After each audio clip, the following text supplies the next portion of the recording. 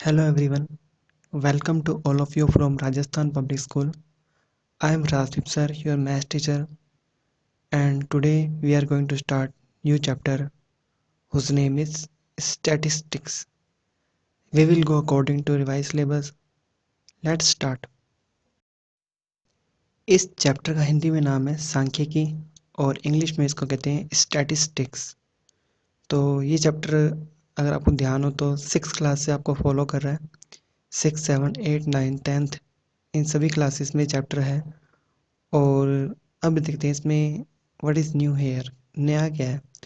तो थोड़ा रिकैप कर लेते हैं पहले। आपने लास्ट क्लास में केंद्रीय प्रवृत्ति की माप यानी कि अ मेजरमेंट ऑफ सेंट्रल टेंडेंसी को डिस्कस किया था, जिसमें आपने मीन मोड मीडियन यानी कि माध्य, माध्यिका और बहुलक कैसे निकालते हैं वो अपने ने फाइंड किया था। तो हालांकि ये अपने 11th क्लास में था, बट रिवाइज सिलेबस में इसको कट कर दिया है, तो थोड़ा सा आपको लॉस हो गया, लेकिन मीन का क्वेश्चन आ सकता है। ओके, तो मीन कैसे निकालते हैं ये आपको पता होना चाहिए। मैं यहाँ पे नहीं बताऊंगा क्योंकि ये 10th क्लास में हमने बहुत अच्छे ढंग से किया था। मीन को कहते हैं माध्य। अब आते हैं कि इस चैप्टर में नया क्या है। इस चैप्टर में हमारे पास जो सबसे पहला टॉपिक है वो है डिस्पर्जन। डिस्पर्जन क्या होता है, हिंदी में इसको कहते हैं प्रकीर्णन। तो इसको समझने के लिए आपकी बुक में एक एग्जाम्पल दे रखा है। एग्जाम्पल में क्या है, दो बैट्समैन है, एक का नाम ए है और एक का नाम बी है, और वो 1, 2, 3, 4, 5, 6, 7, 8, 9, 10 मैचेस खेलते हैं जिसमें उनके स्कोर हैं। तो एक बार आप इस रीडिंग को ध्यान से देखो तो आपको, अगर मैं क्वेश्चन रेज करूँ कि कौन सा बेस्ट प्लेयर है, तो आपको जल्दी से कुछ समझ नहीं आएगा। फिर हम क्या करेंगे, इसकी टेंडेंसी पता करेंगे। कौन कौन सी होती है टेंडेंसी। मीन होता है, मीडियन होता है, मोड होता है। फिलहाल मीन निकाल के देखते हैं। अगर आप मीन निकाल के देखोगे तो दोनों का ही 53 आएगा। आप क्या करोगे, इन सबको ऐड करोगे और 10 से डिवाइड करोगे, और इन सबको भी ऐड करोगे, 10 से डिवाइड करोगे, तो दोनों के आंसर सेम आ रहे हैं। अगर दोनों का मीडियन फाइंड करते हो तो भी 53 और 53 ही आएगा। तो प्रॉब्लम ये आ गई कि बेस्ट कौन है इसमें। तो इसको समझने के लिए हम क्या करते हैं, इनके रन को नंबर लाइन के ऊपर अरेंज करते हैं, जिसमें 0 to 120 सारे के सारे रन हैं। आपको ध्यान होगा तो, अगर आप थोड़ा ध्यान से देखो, 30 रन दो बार बना चुका है बैट्समैन ए। देखो 30 यहाँ पे भी है और 30 यहाँ पे भी है। और बैट्समैन बी का देखो तो ये वैल्यूज़ उसकी थोड़ी सी कम बिखरी हुई हैं।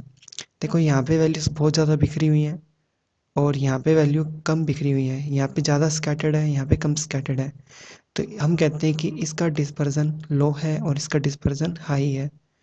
तो यहाँ पे वैल्यूज़ कम बिखरी हुई हैं, तो एक तरीके से कह सकते हैं कि बैट्समैन बेस्ट है। क्यों है बेस्ट, क्योंकि ये जो बैट्समैन है ना, ये भले ही स्कोर अच्छा बनाता है, ये इसने 100 से भी ज़्यादा रन स्कोर बनाए हुए हैं, बहुत अच्छी बात है।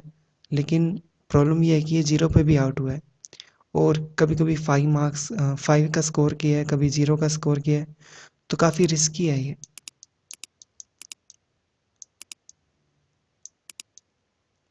ओके, इसका देखा जाए बैट्समैन बी का, तो भले ही इसके स्कोर अच्छे नहीं है आगे के, बट ये है कि ये रिस्की नहीं है। मतलब कि इसको देख, इसके स्कोर देख के लगता है कि हाँ चलो ये मैच बचा लेगा। कम से कम ये तो नहीं है कि 0 पे आउट हो जाएगा या 10 पे 20 पे, ऐसा तो नहीं है। तो इसका जो डिस्पर्सन है वो लो है और ये थोड़ा सा रिलायबल है। बट ये क्या है, रिस्की है, क्योंकि ये मैच को डुबो सकता है। तो इस केस में जो बेस्ट है वो मैं बैट्समैन बी को बोलूँगा, क्योंकि ए में थोड़ा सा भरोसा कम है।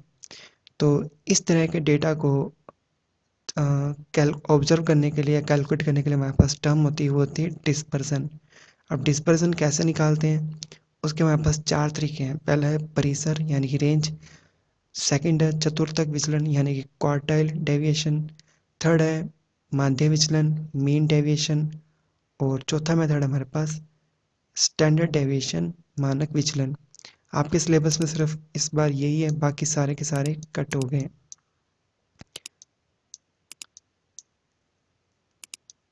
ओके, तो फिर भी मैं थोड़ा रेंज बता देता हूँ कैसे निकालते हैं, क्योंकि 10th क्लास में हमने सीखी हुई है।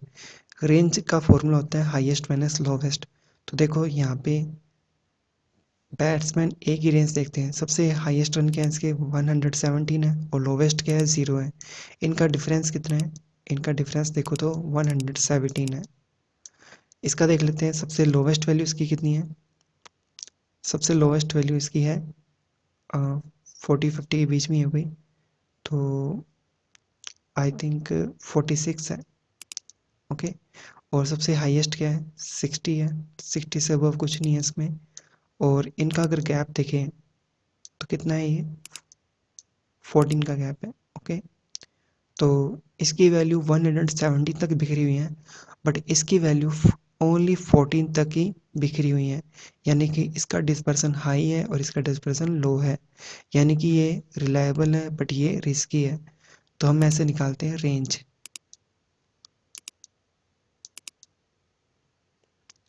ओके, बट ये आपके सिलेबस में नहीं है।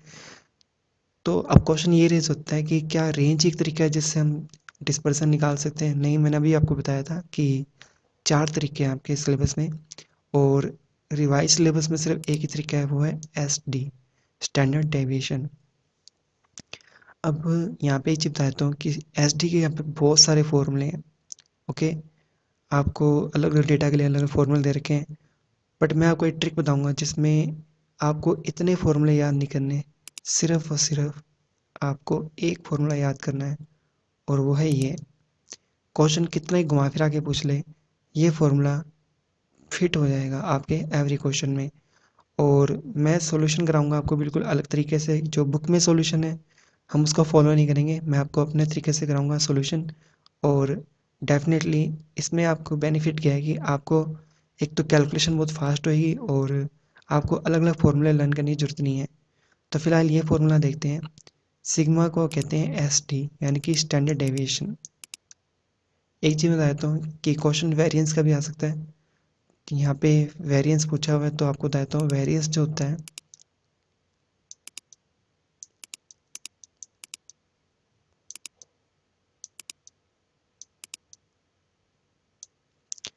वो सिग्मा का स्क्वायर होता है। यानी कि SD आप निकाल लोगे या सिग्मा निकाल लोगे, उसका स्क्वायर करोगे तो आपके पास क्या आ जाएगा, वेरिएंस आ जाएगा। इसको हिंदी में कहते हैं प्रसरण।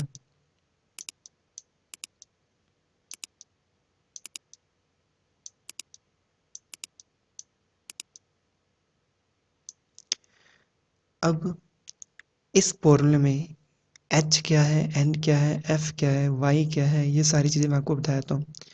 H आपको ध्यान होगा 10th क्लास में भी था, ये क्लास साइज होता है। N क्या होता है, total number of observation. Okay, जिसको हम समीशन FI भी बोलते थे।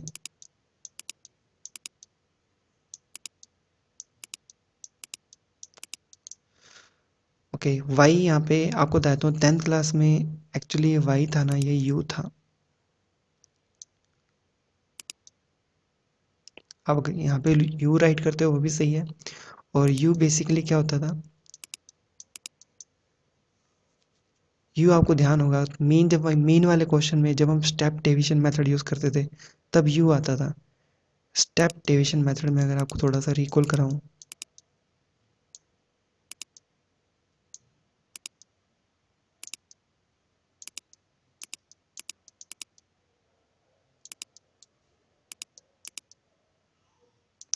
इसको मैं हिंदी में कहते थे पद विचलन विधि। तो स्टेप डेविएशन मेथड में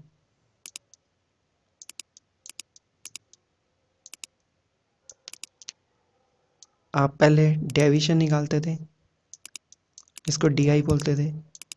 फिर इसके बाद आप UI फाइंड करते थे। ये कैसे फाइंड करते हैं इस एग्जांपल में आपको बता दूंगा। मैं आपको एग्जांपल थोड़े उल्टे कराऊंगा, पहले 12 कराऊंगा, फिर आपको 11 कराऊंगा, फिर 10 कराऊंगा, फिर 9 कराऊंगा। क्योंकि मैं आपको एक बार ये लर्न कराना चाहता हूँ कि ये फॉर्मूला अप्लाई कैसे करते हैं। अगर आपने एक एग्जांपल ढंग से समझ लिया तो बाकी सारे एग्जांपल बहुत ही ईजी हैं। एग्जांपल 12, इसमें क्वेश्चन में आपसे मीन पूछा है, वेरिएंस पूछा है और स्टैंडर्ड डेविएशन पूछा है।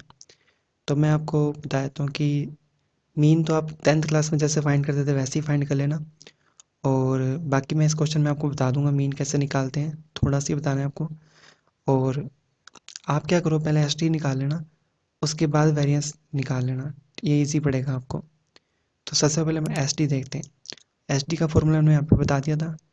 अब सबसे पहले आपको फॉर्मूले की एक एक टर्म पे ध्यान रखना है। तो सबसे पहले देखते हैं क्वेश्चन में क्या है हमारे पास। हमारे पास एच नहीं है, एन नहीं है, यू नहीं है, एफ है क्वेश्चन में।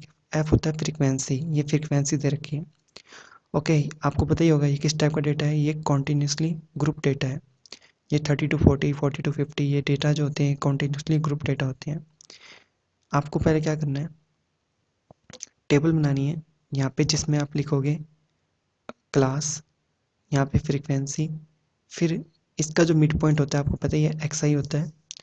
इसके बाद आपको क्या करना है, आपको इसमें से कोई एक वैल्यू एज्यूम करनी है।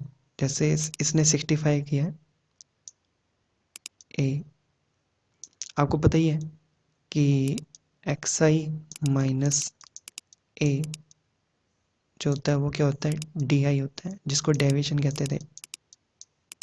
बट अगर एक्स आई माइनस ए को एच से डिवाइड कर दें तो ये बनता था यू आई। बट यहाँ कंफ्यूज नहीं होना है, इसने यू आई को वाई आई राइट कर रखा है, तो डायरेक्ट इसने डी आई नहीं निकाला, यू आई निकाल दिया। आप समझ जाना ये इतना था पार्ट तो क्या है, डी आई है। और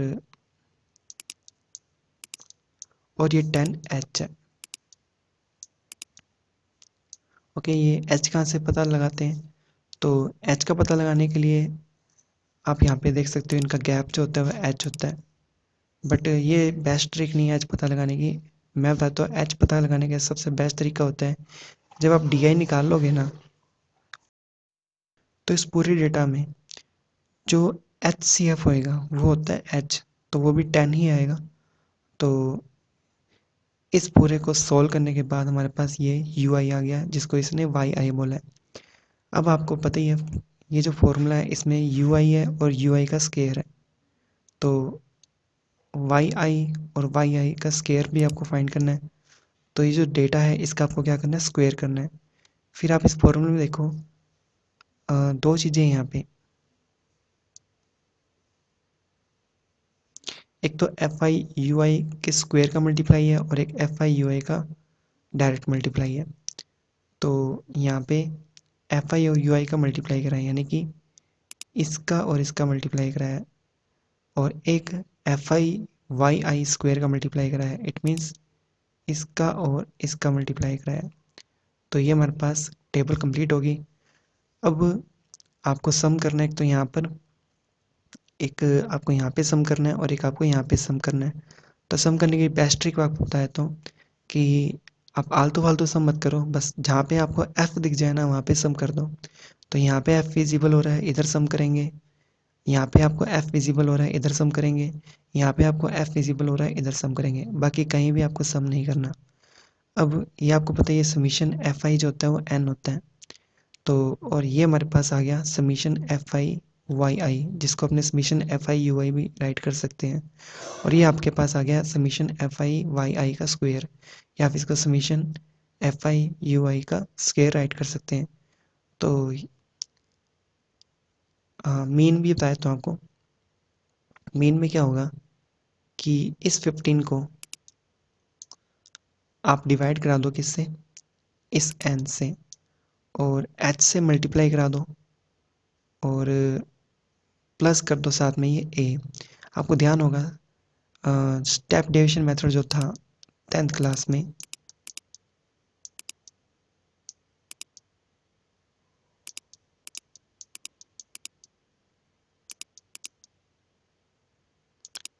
उसमें मीन का जो फॉर्मूला था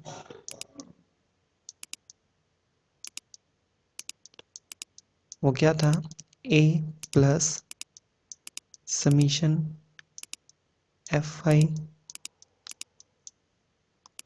you I over N into H. तो बस यही चीज़ें मैं आपको बता रहा हूँ। ए 65 है, एच 10 है, एफ आई यू आई -15 है और एन आपके पास 50 है। ये सारी वैल्यूज रखोगे 62 आंसर आ जाएगा। इसके बाद अब आते हैं फॉर्मूले पे। फॉर्मूले में हमारे पास एन कितना है 50 है, f i y i square कितना है 105 है, एफ आई वाई आई कितना है वो आपके पास -15 है, बट ध्यान रखना यहाँ स्क्वेयर भी है, तो स्क्वेयर करना है आपको बाद में इसका, ठीक है। ये सारी वैल्यूज़, अच्छा एच कितना है 10 है और एन यहाँ पे अगेन 50 है।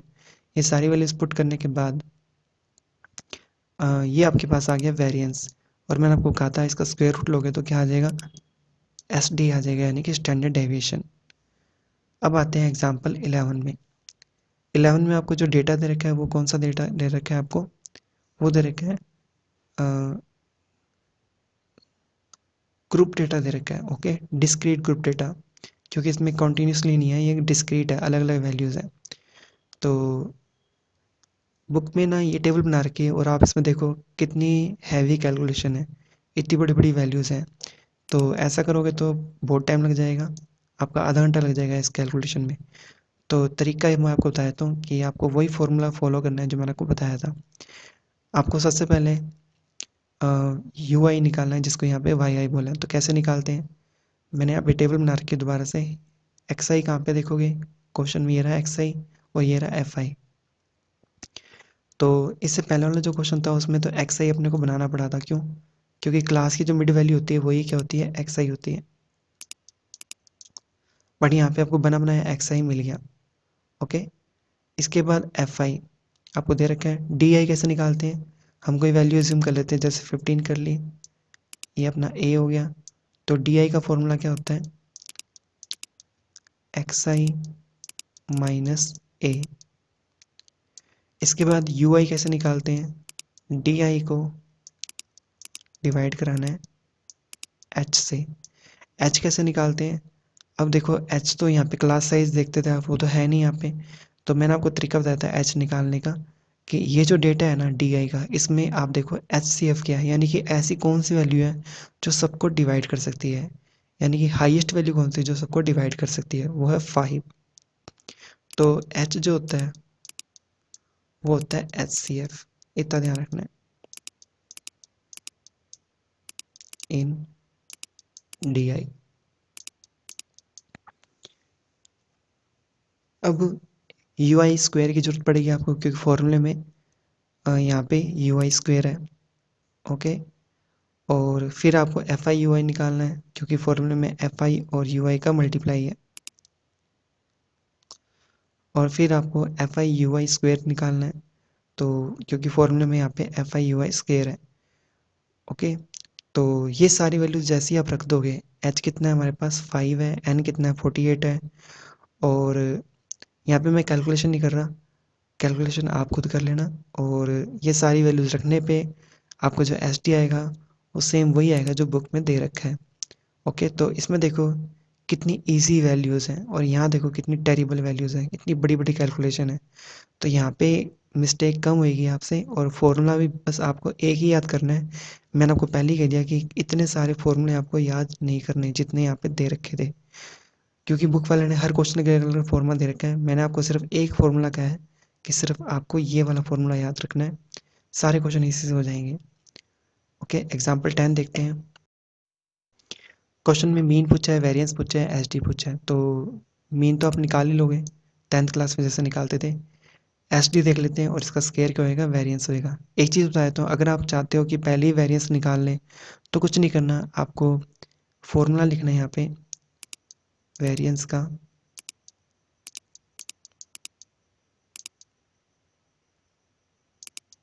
मैंने आपको क्या बताया था कि वेरिएंस जो होता है वो एसडी का स्क्वायर होता है।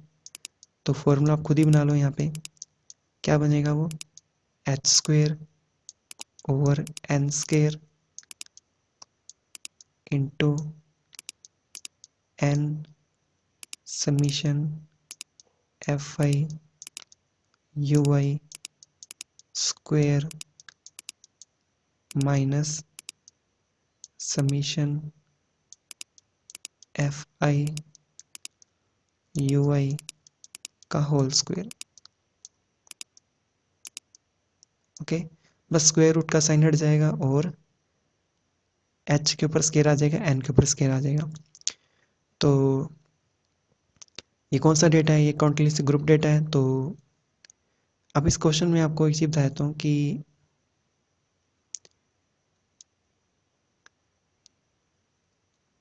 ओके, तो ये क्वेश्चन सेम वैसे ही जैसे मैंने आपको बताया था, और एग्जाम्पल 12 से पूरा पूरा ही मैच हो रहा है, क्योंकि इसमें भी यही डेटा था, कॉन्टिन्यूस ग्रुप डेटा था। तो ये क्वेश्चन मैं आपको नहीं करा रहा, ये खुद कर लेना। ये एग्जाम्पल 12 से मैच हो रहा है। ओके, अब क्वेश्चन नंबर 9 देखते हैं। इसमें आपको एक्स आई दे रखा है, एफ आई दे रखा है। तो ये क्वेश्चन किससे मैच हो रहा है? ये क्वेश्चन मैच हो रहा है एग्जाम्पल 11 से, बट थोड़ी प्रॉब्लम है इस क्वेश्चन में। वो क्या है वो देख लेते हैं। अ, अगर मेरे अकॉर्डिंग चलोगे तो सबसे पहले एक्स आई और एफ आई की टेबल आप बनाते थे, फिर आपको डी आई निकालना होता था कोई वैल्यू ज्यूम करके, जैसे 17 कर लिया। ओके, तो ये आपका ए हो गया, और इस वैल्यूज़ को सब में से सब्ट्रैक्ट करोगे डी आई आ जाएगा। और अब प्रॉब्लम ये है कि आप इसमें एच सी एफ नहीं निकाल सकते, क्योंकि देखो आपको जब यू आई निकालना पड़ेगा, तो यू आई का फॉर्मूला क्या होता है? डी आई ओवर एच, और एच मैंने आपको बताया था कि एस सी एफ होता है। तो यहाँ पे एच आप नहीं फाइंड कर पाओगे, क्योंकि एच होता है एस सी एफ। तो कोई बात नहीं, मैंने आपको तो यही कहा है, फॉर्मूला आपका एक ही रहेगा। अगर आप एच नहीं निकाल सकते तो उसकी जगह आप लिख दो 1। पहली चीज़ तो ये। आप यू आई नहीं निकाल सकते, लेकिन एटलीस्ट आपने डी आई तो निकाल ही लिया। तो अब आपको फॉर्मूले में यहाँ पे डी आई करना है, बस बाकी फॉर्मूला एज टीस रहेगा। तो ये डी आई हो गया, यहाँ डी आई स्केयर निकाल लिया, क्योंकि फॉर्मूले में क्या डी आई स्केयर है। एफ आई और डी आई का मल्टीप्लाई करा दिया, और F I D I square का मल्टीप्लाई करा दिया। सम कहाँ कहाँ करना है? जहाँ पे एफ आई आपको विजिबल हो रहा है, यहाँ पर, यहाँ पर और यहाँ पर। ये सारी वैल्यूज रख दोगे। 30, आपका एन कितना है? 30 है। एच आप निकाल नहीं पाए तो इसकी जगह 1 कर देना। और बस आपको चीज़ ध्यान रखनी है कि जो चीज़ आप नहीं निकाल सकते उसकी जगह 1 करना है। एन आपका 30 है। F I D I square कितना है? 1644 है। एफ आई डी आई कितना है? वो -90 है। इसका स्केयर करोगे तो 8100 आ जाएगा प्लस का, क्योंकि माइनस माइनस प्लस होता है। और नो डाउट जब ये सारी वैल्यूज आप इसमें रख दोगे, कैलकुलेशन करोगे, तो आपका एस डी कितना आ जाएगा? 6.77 आएगा। और इसका स्केयर करोगे तो आपके पास क्या आ जाएगा? वेरिएंस आ जाएगा, जो कि है 45.8। तो ये वैल्यूज़ थोड़ी सी आपको टेरिबल लग रही है, लेकिन अगर आप बुक में देखोगे तो इससे भी हैवी हैवी कैलकुलेशन है, जिसमें आपका बहुत टाइम वेस्ट होएगा। आपका पैटर्न सेम ही रहेगा, इसलिए बेस्ट, आपका पैटर्न सेम रहे इसलिए बेस्ट है आपको एक ही फॉर्मूला याद रखना है यहाँ पे। अब लास्ट एग्जांपल देख लेते हैं। यहाँ पे प्रॉब्लम है कि आपको एफ आई नहीं दे रखा, बट मैंने तो कमिटमेंट किया है कि आपको एक ही फॉर्मूला याद रखना है। तो आप कैसे करेंगे? तो फॉर्मूले में देख लेते हैं वापस से। फॉर्मूले में देखो, ट्राई करते हैं क्या क्या निकाल सकते हैं। एफ आई तो दे नहीं रखा, उसकी टेबल नहीं बनाएंगे। एक्स आई दे रखा है, और डी आई कैसे निकालते हैं? कोई वैल्यू जूम करके, जैसे यहाँ 16 कर लिया। अब 16 को सब में से क्या करेंगे? सबट्रैक्ट कर देंगे, और डी आई स्केयर निकाल लेते हैं। इससे ज़्यादा कुछ कर ही नहीं सकते, क्योंकि एफ आई तो है ही नहीं, ना ही एच है, क्योंकि इन सबका अगर एलसीएम एच सी एफ देखो तो वैसे तो 2 है, कर सकते थे 2 से डिवाइड, बट चलो कोई बात नहीं, भूल गए अपने। आप चाहो तो कर सकते हो, कोई दिक्कत नहीं है। अब देखते हैं फॉर्मूले में क्या क्या चेंज होएगा। क्या आपने एच फाइंड किया इस क्वेश्चन में? नहीं किया, छोड़ो उसको, इसकी जगह 1 लिखो। क्या क्वेश्चन में एफ आई है? नहीं है, उसकी जगह 1 लिखो। क्या क्वेश्चन में आपने यू आई फाइंड किया? कर सकते थे, बट अपनों ने फिलहाल डी आई तक निकाला है, डी आई लिख दो।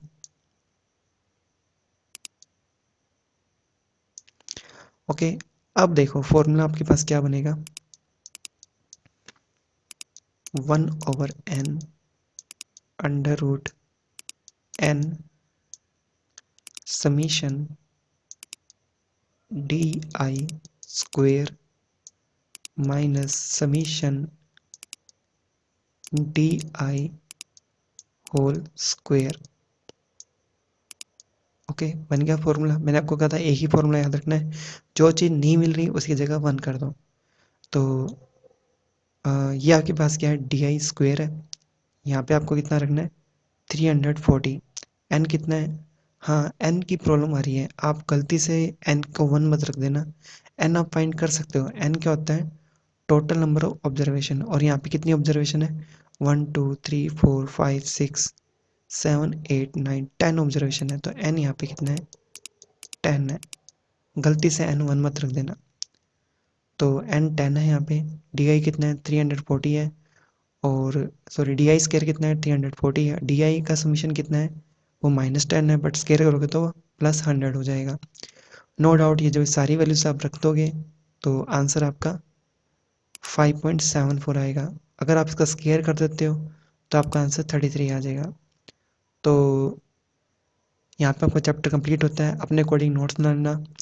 और मैंने आपको ज़्यादा कुछ नहीं कहा, सिर्फ कहा है कि एक ही फॉर्मूला आपको याद रखना है। और इतने सारे फॉर्मूले जो स्टार्टिंग में थे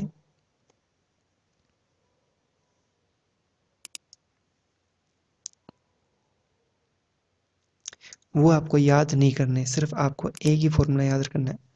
ओके, तो वीडियो को लाइक कर देना, सब्सक्राइब कर देना और बेल आइकन को प्रेस कर देना। Thank you.